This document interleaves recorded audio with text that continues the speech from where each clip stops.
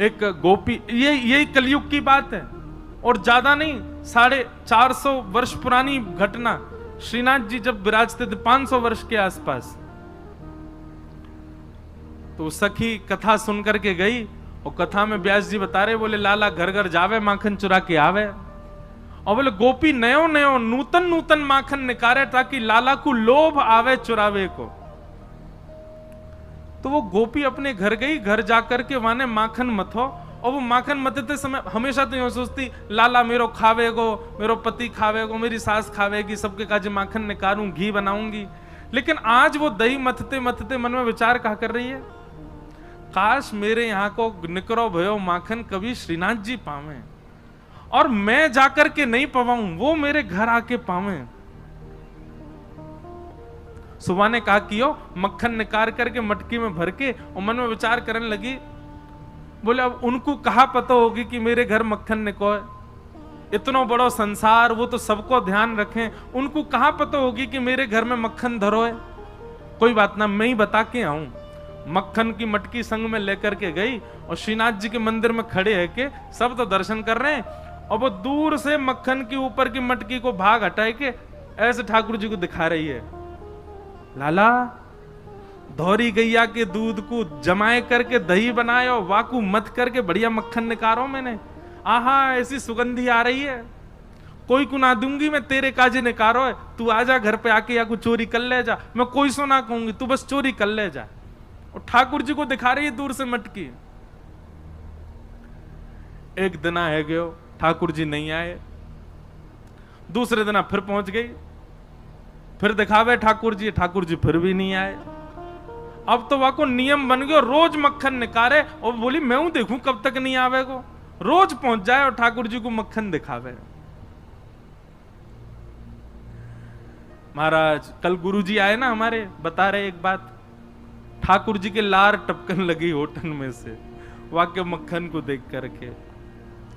और वही समय सामने, अब श्रीनाथ जी तो बिल्कुल मूर्तिमंत है कि खड़े हैं, सब दर्शनार्थी दर्शन कर रहे हैं, सामने कीर्तन गा रहे थे श्री कुम्भन दास जी। तो कुम्भन दास जी भी होंगे यहाँ पे, कहाँ हैं? वो सब तो कोने में है भैया, दिखाई दियो कहीं से दिख जाए तो। कुम्भन दास जी, लाला पता हो तो कौन से हैं? वो भैया कैमरा वाले, कौन से कुम्भन दास जी? वो हैं कोने वाले सबते, बूढ़े बुजुर्ग से बेचारे। ये कुम्भन दास जी कीर्तन गा रहे, और कीर्तन गाते गाते नहीं दिख रहे, ऊपर ते ले ले भैया, सबन को दिखाए दे बड़ी स्क्रीन में। अब यहां देखो सब लोग, जब देखें तब देखियो उन्हें। तो कुम्भन दास जी कीर्तन गा रहे, और कीर्तन गाते गाते कहा देखो ठाकुर जी के लार टपक रही है यहां ते, और लार टपकती देख के श्री कुम्भन दास जी मन में सोचने लगे, हो जय जय को कछु भोजन को मन कर रो दिखे। तो ठाकुर जी इन अष्ट सखाओं से बात करते थे, तो जैसे पर्दा आयो, कुम्भन दास जी पर्दा के भीतर झांक के बोले, जय जय कहा भयो, कैसे लार निकल रही है? तो ठाकुर जी बोले, एक गोपी आवे, रोज आवे, और रोज मटका में मक्खन लेके आवे, दूर से मुंह दिखावे, और मुंह को लोभ दे के जावे, तो या को पाके जा, या को पाके जा। दिखे कुम्भन दास? हाँ भैया अब हटाए तो बस, दिख गए ना। अब सोचो ये कैसे बूढ़े बुजुर्ग से, इनसे ठाकुर जी लीला करते। अब ये पूरी वृत्तांत जो मैं आपको बता रहा हूं ना, यही रास है, इसी को ही रास कहते हैं। हम आप सबन को ठाकुर जी ऐसे ही दिखाई दे रहे हैं, ये रस है, लेकिन कुम्भन दास जी को लार में दिखाई दे रहे हैं, ये रास है। हमारे राधा रमन लाल जी वृंदावन में सबन को ऐसे दिखाई दें तो वो रस है, लेकिन कभी कभी प्रसन्न हो जाए तो उनकी दो दांत दिखाई दें, वो रास है। वो रास बिहारी ठाकुर जी हैं। ठाकुर जी अपनी लीला थोड़ी थोड़ी प्रकट करने लग जाएं, वही को रास कह में। तो कुम्भन दास जी बोले, जय जय कहा भयो, कैसे लार निकले? बोले, एक गोपी रोज आवे और मुंह को दूर से ही मक्खन दिखावे, यो के लाला आजा मेरे घर आके चोरी कर जा, और बता मुंह को लोभ दे के जा। भाई यो शर्म नहीं आ रही है, मैं परमात्मा मुंह लोभ दे रही है। कुम्भन दास जी बोले, अरे ब्रज के लोग तो बड़े भोरे हुए हैं, जय जय कोई बात ना है, आप दूर से ही स्वीकार कर ले, दूर से ना मेरी लार यही मारे निकरी, अब तो मोरो खावे कोई मन हेरो है। बोले हजारों वर्ष है गए भैया, कृष्ण लीला के बाद चोरी ना करी, मेरो बहुत जोर ते मन हेरो है, बाग गोपी के यहाँ चलें, चल के चोरी करिए। कुमनदास जी बोले भगवान बन गए हो अब आप, दूर दूर से लोग दर्शन करवे आमे आपके श्रीनाथ जी रूप में, वहां के यहाँ जाके चोरी करोगे, पता चल गई तो कैसी निंदा होगी। ठाकुर जी बोले निंदा कम है हमारी, दुनिया चोर कह के बुलावे, और कहा निंदा होगी। निंदा की चिंता ना है, मुख तो भैया वह माखन खावे को मन करो। और वह गोपी को भाव इतना बढ़िया लगे, कुंभना तू मेरी जगह खड़े है कि देखेगो तेरे मुंह में लार आ जाएगी, ऐसा बढ़िया मक्खन निकाल के और दूर से दिखावे। कुमनदास जी बोले कहा करनो बताओ। बोले रात्रि में जैसी शयन है जाए मंदिर को, सोई तू पीछे खिड़की पे आ जाइयो, और मैं खिड़की से छलांग मार के बाहर आ जाऊंगा, तेरे कंधा पे बैठ के दोनों चलेंगे चोरी करके आवेंगे। कुमनदास जी बोले बड़ो बूढ़ो आदमी में मुंह पे चलो फिरो जाए ना है, आपको लेके कंधा पे कहां जाऊंगा मैं। ठाकुर जी बोले कुंभना तू बस एक बात, एक सूत्र अपना ले। बोले कहा शीघ्रता रखियो, बस देरी मत करियो, विलंब मत करियो, और जैसो मैं कहूं वैसो कर तो चलियो, बाकी सब मैं संभाल लूंगा, तू बस ले चल मुझे। रात्रि में मंदिर कपाट बंद है गए, शयन है गए, सब दर्शनार्थी अपने अपने घर चले गए, मंदिर के सेवायत सब चले गए।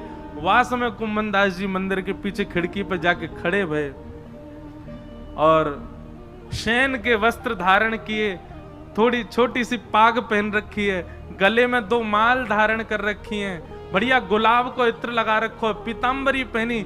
श्रीनाथ जी ने अपने मूर्तिमंत रूप को सचल बना लियो, हाथ पांव सब सीधे है गए ठाकुर जी के, और खिड़की से ऐसे निकल करके बाहर आए, कुंभनदास के कंधा पे बैठ गए, दोनों पांव लटका लिए और सिर पकड़ करके ठाकुर जी ऊपर बैठ गए। अब छवि देखो कितनी सुंदर। अब ठाकुर जी कह रहे हैं कुंभना हाँ यहाँ से सीधो चल, आगे पोखर आएगी बात दाएं को मुड़ जाइयो, फिर वहां आगे तो बाएं को मुड़ जाइयो। कुंभनदास जी तुम कब हुआ है वाकई यहाँ? बोले मैं गयो ना हूं, वो गोपी रोज आके मुझको बता के जावे कि मां मेरो घर है, आ जाइयो लाला। कुंभनदास जी के नेत्रों में आंसू आ जाते, आहा कितने बड़भाग, ये लीला मेरे साथ घट रही है, मुझे अनुभव हो रहा है, कितना कितना सुख है मेरे लिए। और ठाकुर जी कुंभनदास जी के संग गए और वह गोपी के घर में ऊपर से छत पे ते प्रवेश कर गए, सब सो रहे हैं गहरी निद्रा में, और ठाकुर जी कह रहे हैं अचक अचक के चल, आवाज मत करियो नहीं तो आ जाएगी गोपी। ओ देख कुंभना वो टंग रही मटकी, ले चल बा के पास। कुंभनदास जी पाम पकड़ रखे, नेक नेक से पाम है ठाकुर जी के, पाम पकड़ करके ले गए। सोई ठाकुर जी ने अधर सिर पकड़ करके यहाँ तो दोनों पाम रख लिए, और सिर को नेक छोड़ के अपनो नेक बैलेंस संभालो गिर नहीं जाऊं, और तुरंत वो मटकी पकड़ ली, छीका पे लटक रही ऊपर। अब तो ठाकुर जी निकार निकार करके प्रेम से पामे। कुंभनदास जी बोले अकेले अकेले पाओगे नेक दे दो नीचे प्रसाद। सो ठाकुर जी मक्खन लेके अपनी जीभ से चाटे और अपनो झूठो मक्खन ही ऐसे नीचे हाथ करके गए ले कुंभना। अब कुंभनदास जी के कभी आंख पे लग जाए, कभी नाक पे लग जाए, कभी मुंह पे लग जाए, पर कुंभनदास जी के तो रोम रोम नृत्य कर रहा है, नेत्रन से अविरल अश्रुधार गिर रही है। आहा ये लीला ठाकुर जी की कैसी मधुर। कुंभनदास जी बोले नेक देखूं तो सही है चोरी की लीला है कैसे रही है।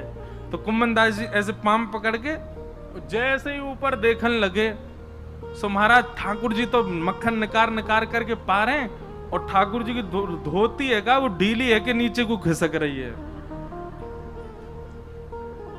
कुंभनदास जी बोले जय जय जय जय संभालो, हो है जाएगी नहीं तो हो।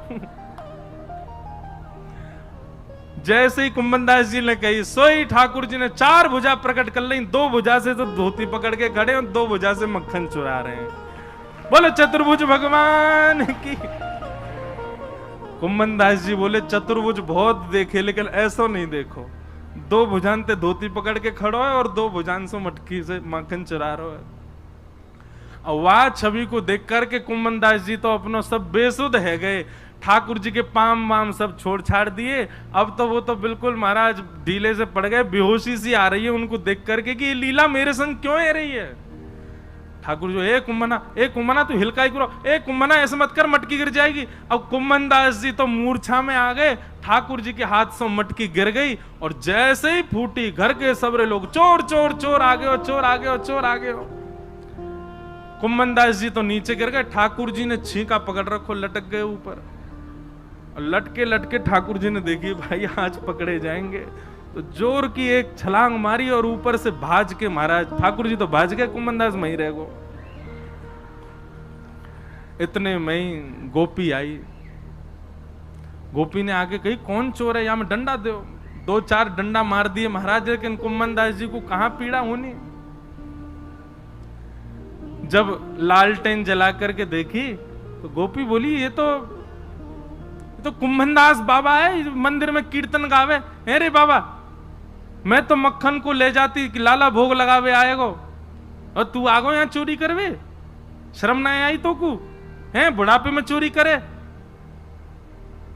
कुम्भनदास जी के तो नेत्रों से आंसू बह रहे हैं। नेत्र खोल करके जब कहा कौन सी गोपी है तुम में ते जो मक्खन लेके जावे, तो गोपी बोली मैं हूं, मैं लेके जाऊं। मैं ही कहती लाला ते लाला काउदना आ जा, लाला तो आयो नहीं, जो बूढ़ो पड्डा आगो मेरे घर। कुम्भनदास जी वाके चरणन में गिर गए और चरणन को हृदय से लगा करके तब कुम्भनदास जी ने जो पद गायो, तू है सखी बड़ भाग बड़ी, नंदलाल तेरे घर आवत है। तू है सखी बड़ भाग बड़े, सब लोग गाओ। नंदलाल तेरे घर आवत है। ये रास है, इसको रास कहते हैं, नृत्य को रास नहीं कहते। तू अपनो श्रृंगार करत है, तू अपनो श्रृंगार करत है। ये दर्पण हाथ दिखावत है, ये दर्पण हाथ दिखावत है। तू है सखी बड़ भाग बड़ी, गोपाल तेरे घर आवत है। तू है सखी बड़ भाग बड़े, गोपाल तेरे घर आवत है। निज कर गूथ सुमन के गजरा, निज कर गूथ सुमन के गजरा। ये अपने ही हाथ पहरावत है, ये अपने ही हाथ पहरावत है। तू है सखी बड़ भाग बड़ी, गोपाल तेरे घर आवत है। तू है सखी बड़ भाग बड़े, गोपाल तेरे घर। अरे सखी मैं ना आया हूं तेरे घर चोरी करवे, जाकू तू लोभ दे के आई वही आया हूं मेरे संग में। गोपी बोली सांची कहो बाबा। बोले सांची कह रहा हूं। अरे भैया मैंने दुनिया ते उनके यश सुने पर उनते तेरो यश सुनो। तू कैसे दही मत है, कैसे मक्खन को भरे, कैसे लेकर के जावे, और तू कैसे कैसे अपने घर को पूरा मार्ग बतावे, वो सब ठाकुर जी अपने मुख से मुंह को सुना रहे। हर कोई उनको यश गावत, हर कोई उनको यश गावत। सब कोई उनको यश गावत, सब कोई उनको यश गावत पर वे तेरो यश गावत हैं, वे तेरो यश गावत है री। तू है सखी बड़ भाग बड़े, नंदलाल तेरे घर आवत है। तू है सखी बड़ भाग बड़े, नंदलाल तेरे घर आवत है। कुंभन दास लाल गिरधर के, कुंभन दास लाल गिरधर के, कुंभन दास लाल गिरधर के, कुंभन दास लाल गिरधर के। ये तो तेरे ही हाथ बिकावत हैं, ये तो तेरे ही हाथ अरे बिकावत है। बड़े बड़े ज्ञानी, बड़े बड़े तपी, बड़े बड़े योगी सन्यासी आके चले गए। जे कोई सो ऐसे ना मिलवे जामे, ये कोई सो ऐसे ना मिले, ये कोई की बात ना सुने, ये कोई की तपस्या स्वीकार ना करें। अरे हजार हजार वर्ष की तपस्या है वे, पर भी एक क्षण के दर्शन हो में। लेकिन तू भूरी भारी सखी, तू पढ़ी लिखी ना है, तो कछु आवे ना है, लेकिन तेरे भोरेपन पर रीच के जगत नियंता जगदाधार तेरे घर माखन खावे आयो। कुंभन दास लाल गिरधर के, कुंभन दास लाल गिरधर के। ये तो तेरे ही हाथ बिकावत है, ये तो तेरे ही हाथ बिकावत है री। तू है सखी बड़ भाग बड़े, गोपाल तेरे घर आवत हैं। तू है सखी बड़ भाग बड़े, गोपाल तेरे घर आवत है। बोल श्री राधा रमण लाल की। तो ये है रास। आपकी भावना से प्रसन्न है करके, आपके भक्ति से प्रसन्न है करके ठाकुर जी आपको वो अधिकार प्रदान कर दें कि उनकी अंतरंग लीला को आपको दर्शन है जाए, तब समझो ये रास है। तो रस से प्रारंभ है हमारी भक्ति। अभी हम रस में स्थित हैं। अभी हम जैसो खवा में ठाकुर जी खा लें, जैसो पहना में पहन लें, जहां ले जाएं वहां चले जाएं, पर यही परिवर्तित है जाए कि ठाकुर जी स्वयं आकर के मुंह को तुझे बना के खवा, मैं तो वो खाऊंगा, मैं तो जे पहनूंगा, मैं तो वहां जाऊंगा, मैं तो यूं करूंगा। इसी को रास कहते हैं। भक्ति की चरमोत्कृष्ट स्थिति को रास कहा जाता है, नृत्य रास नहीं है। तो फिर आप कहोगे फिर नृत्य क्यों होता है सब जगह, यहां पर भी भगवान नाच रहे हैं। भाई जब आप आनंद की सीमा पार कर लोगे ना, तो फिर पैर थिरकने लगेंगे, हाथ नृत्य करेंगे। कीर्तन प्रारंभ हो और तब आप सोचो अरे सब नाच रहे मैं नाच लूं, वो नृत्य नहीं। कीर्तन प्रारंभ हुआ और आप चाह रहे हो कि मैं ना उठूं और फिर भी नहीं रोक पाओ और नाचने लग जाओ, वही प्रेम की और आनंद की चरमोत्कृष्ट स्थिति होती है। घर पे ठाकुर जी आ जाएं, घर पे स्वयं चल करके श्याम सुंदर आ जाएं, तो आनंद में भर के नृत्य ना करोगे। तो ऐसे ही ब्रज गोपियों को ठाकुर जी ने वह सुख प्रदान कर दिया, वह अंतरंग भाव प्रदान कर दिया कि गोपियां आनंद में भर करके झूमने लगी। इसलिए वो रास नृत्य के भाव से दिखने लगा, लेकिन वास्तविक रूप से नृत्य नहीं है रास। तो रास की भूमिका प्रारंभ ऐसे हुए। भगवान पिता रात्रि शरदोत्फुल्ल मल्लिका, विक्षरन्तुम मनश्चक्रे योग मायामुपाश्रित।